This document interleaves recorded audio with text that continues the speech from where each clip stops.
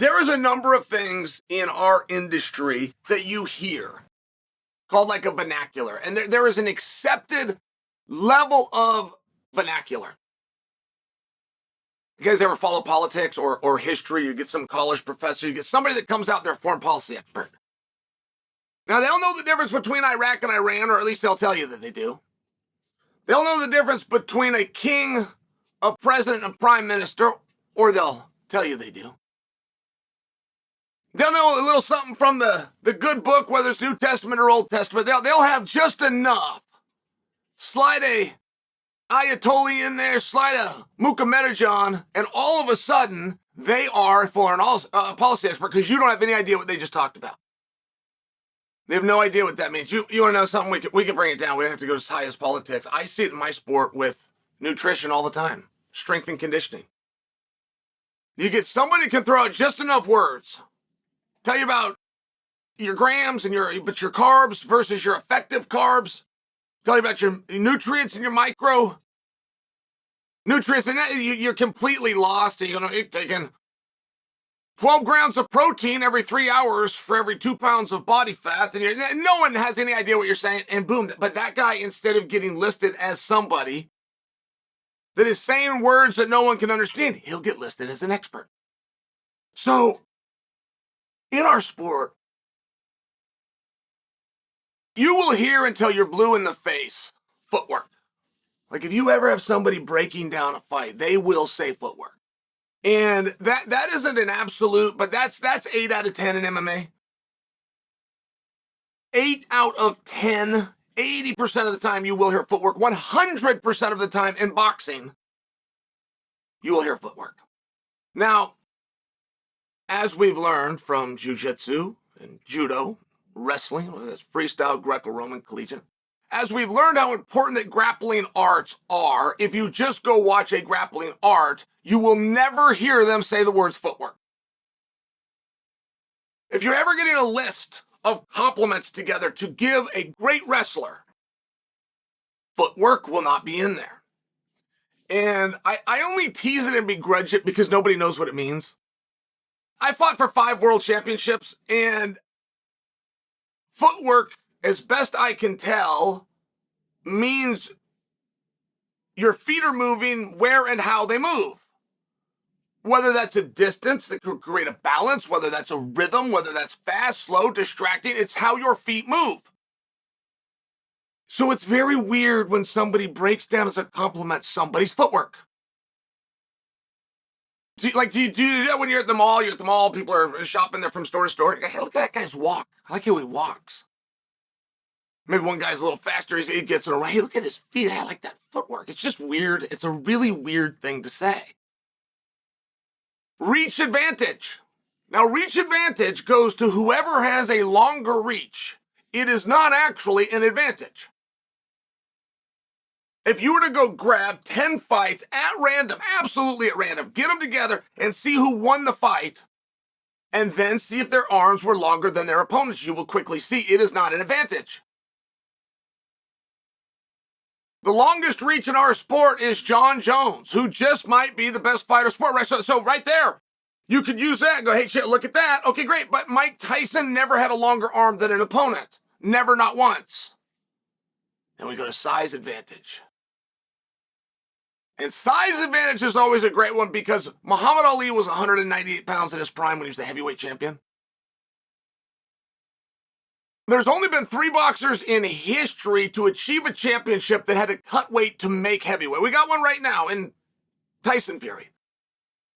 But whether it is Ali or whether it is Mike Tyson, they're very light.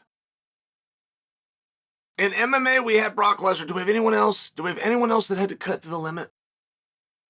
Francis was about 258. I've had people think that he was the limit. Francis is he's big and he's the right way, but he doesn't fit that same criteria. So size advantage just means whoever's heavier. And then you've got the all-coveted age. And age also goes down as an advantage. But I just don't know where that tipping point is. Like, when I was a senior in high school, there wasn't an 8th grader walking God's earth that I had to sweat. but then when fight guys talk about it, the advantage goes to the younger guy. And it's like, okay, well, there's a tipping point. I mean, I feel like we should explain this a little bit. And amongst the terms that get thrown out, that possibly you use, definitely you accept, but that you don't actually have a definition for, angle would be one of them.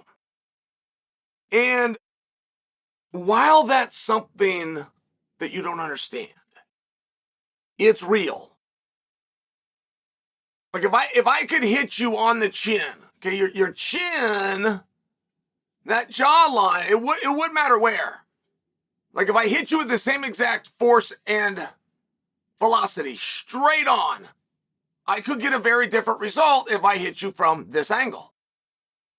If I was going to hit you with this angle, I did the exact same force if I hit it at that angle. There was a great example, and it was so advanced, a lot of people didn't even know what it meant.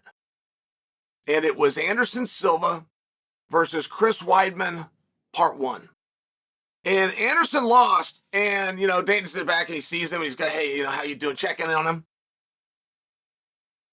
Anderson was in great spirits. Said, oh, hey, Dana. Dana's kind of watching him thinking, why is this guy in such a good move? Well, the answer is because Anderson, as he saw it, it wasn't that he lost or he got upset or he gave his title away. He had his foot in the wrong position just by 2 inches. And if he would have just had his foot and toe over here facing this angle, his defenses would have been different. He wouldn't have been caught and he wouldn't have been knocked out. And therefore, he had confidence for a rematch. Now, that story I just told you, either you appreciate because you heard it through the grapevine, or I just told it to you for the first time. Because Anderson never said this publicly. He had just told Dana, my foot, he caught me, but my angle was off by 2 inches. And Dana came out and said, I don't know enough about the sport to argue with him. Like, that's the greatest mixed martial artist of all time.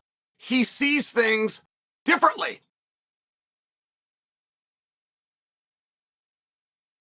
I went back and I watched Alex Pereira put Jamahal Hill down.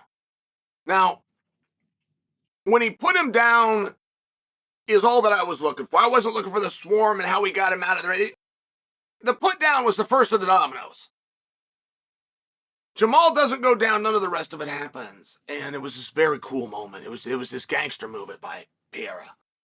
Pereira gets hit below the belt. Herb Dean steps in to break the action. Pereira, through his peripheral, he's looking at Jamahal, but through his peripheral vision, sees Herb coming in. And Pereira stops and actually touches him. Pushes him back, lets him know. They're just balls. It's no big deal. So, I watched that over and over. It was such a cool move. It looked cool. You remember where you were the first time you saw a walk-off knockout? First time I ever saw it was Mark Hunt on their feet. Boom, he threw this punch and he knew it was over. It was just this really cool deal. Jalen Turner thought he had one over the weekend. Just for example, the guy goes down, you'd think he did enough, you turn and walk away. It was right up there as a pleasant visual to watch and then go, oh gosh, I wish that happened to me. That was so cool. It was right there with it. And I just kept watching it. And people were sending it to me. I was working with Daniel on our show over there. Good guy, bad guy. And we broke it down. And I kept watching it. And you want to know what I finally saw? I finally saw something that I had never looked for. The entire time I watched Herb Dean, and I looked back, and I watched Alex. I watched Alex finish. I go back. I watch Herb. I watch Herb and Alex. What I never looked for is what Jamahal did. Have you? Have you looked to see what Jamahal did? Because Pereira holds a hand and even says something to Herb. Stay back. I'm good. He says, and Herb, that was great communication. Herb was going to break the action to check on you. Whoa, he just checked on you. Right? Everybody's doing what they're supposed to be. But Jamahal stops. And not 100%, right? I mean, if this is an automobile, I'm not saying that he put it in park and got out of it, but he stops. He stopped doing what he was doing and started doing something else, which was to relax. And then he's go, oh, we're okay. And you would understand where that would be that brief second.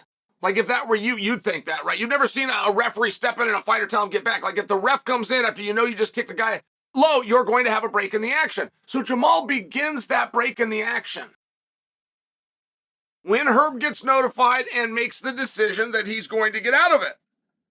At which point Jamahal, there's like another beat. And he does just like this. Can you guys see me? Okay, it's going to be very slight. Can you see me? I'm going to do it right now. Are you ready? That's what Jamahal did. And he might have even said something. But this is what he did. He took his eye off that ball just for a second. But he turns that way, and now he's got to get back in. As he turns his head, Alex took the angle. This has never been spoke of, right? You're never going to get it. Jamahal has moved on to the point that he's already called out Yuri Prochazka. An idea I happen to like, by the way. I'd love to know what you guys think of that. But the same as Anderson told Dana, I want to be worried about a rematch because I understand what happened here. And my toe was 2 inches different. That wouldn't have gone down. I'm telling you right now, if you go back and you watch that clip, I must have seen this thing 10 times. That's generally the expression. I saw it 10 times. I must have seen this thing 10 times before I ever looked at, what does Jamahal do? And there is just a split instant where he looks away. And I think he might even make a, okay, what? I felt like he even said something. And he comes back. And right as he comes back, Alex was over here. I had a wrestling coach. I'll leave you with my final thought, but he used to tell wrestlers they cannot lose their focus. And he would say, I saw you lose your focus. It was like this. And the coach would say, I admit it was a quarter of a second. I admit it. It was fast, but it still happened. And the guys would, what's the big deal, coach? So what? I blinked. So what?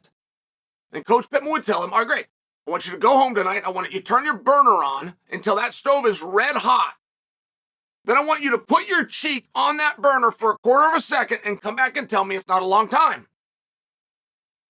And if you go back and you watch it, I encourage you, try it. But watch what Jamahal does and watch the reaction from his opponent.